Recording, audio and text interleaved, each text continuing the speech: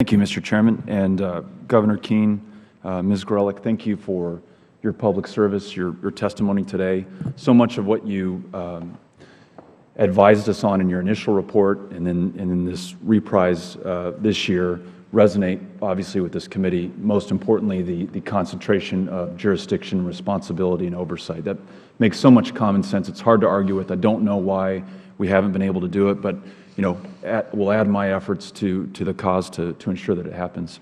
I wanted to, because the issue of border security was raised, I wanted to touch upon it, welcome your comments on it should you like to.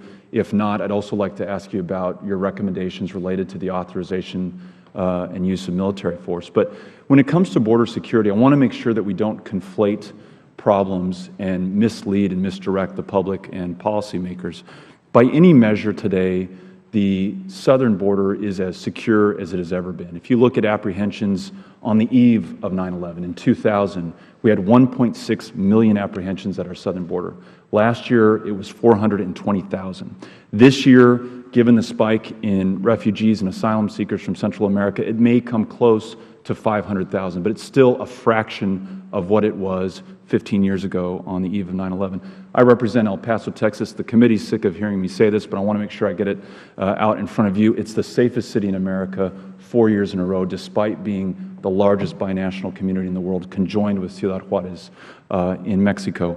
And the National Guard, drones, border fencing, none of those would have stopped the 9/11 terrorists. As you said in your answer to my colleague earlier, that was really an issue of visa overstays and ensuring that we understand who's in this country, how long they're here, what they're doing, and when they depart.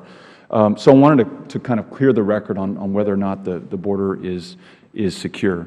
On the issue of the authorization and use of military force, I'd love to understand more specifically what you're thinking about. I, along with my constituents, are wary of the number of years that we've been at war, the lives lost, the treasure spent, and the inconclusive results, whether you look at Iraq, whether you look at Afghanistan. What did we purchase with those lives and that money? And yet you can't ignore the threat that ISIL poses to us should they gain control of the levers of a state, a functioning state, and be able to issue passports, be able to print currency, have those protections that statehood offers. What's your advice on how we move forward with this authorization, and what would you recommend to us to ensure that we are safeguarding the homeland's interests and yet not committing ourselves to perpetual war?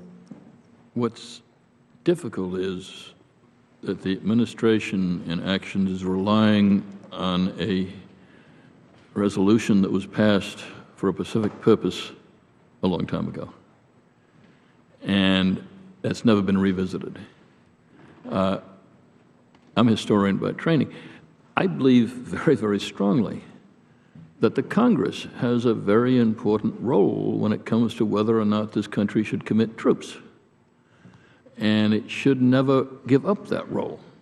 It should fight for it. And I worry very much that as long as we just let that resolution sit out there and let this administration, future administration, use that instead of coming to an understanding of what Congress's role and what the administration role is and doing it openly, that we're going to get ourselves in trouble. And it's a hard one. It's very, very hard. And I understand why people would rather not deal with it. But when you commit American forces and American lives, very, very important, and Congress has got to have a role that everybody understands, and I don't think they do right now. Jamie? I would just add a couple of thoughts. One is that I don't think the current actions of the executive branch are legally vulnerable for relying on the current authorization. But it is better policy for there to be a debate about what we should and should not be doing as a country. Congress, as Tom says, has a very important role here. The debate, if you have it, will be a hard one, because there will be people who say, enough is enough, we don't want to do anything, we're done. And there will be people who say, The threat is very real. We can't unilaterally back off from the fight, and here are the authorities that we need. It's a hard argument. It'll be a tough argument, but it is an argument that should be had. And it might actually help to explain to the American people what the current threat is. Our view is that it's sort of, in many ways, out of sight, out of mind. And given that we are sending troops to be in harm's way, given that our intelligence community resources are putting themselves, those people, in harm's way, it would be a very helpful discussion for Congress to have. Agreed.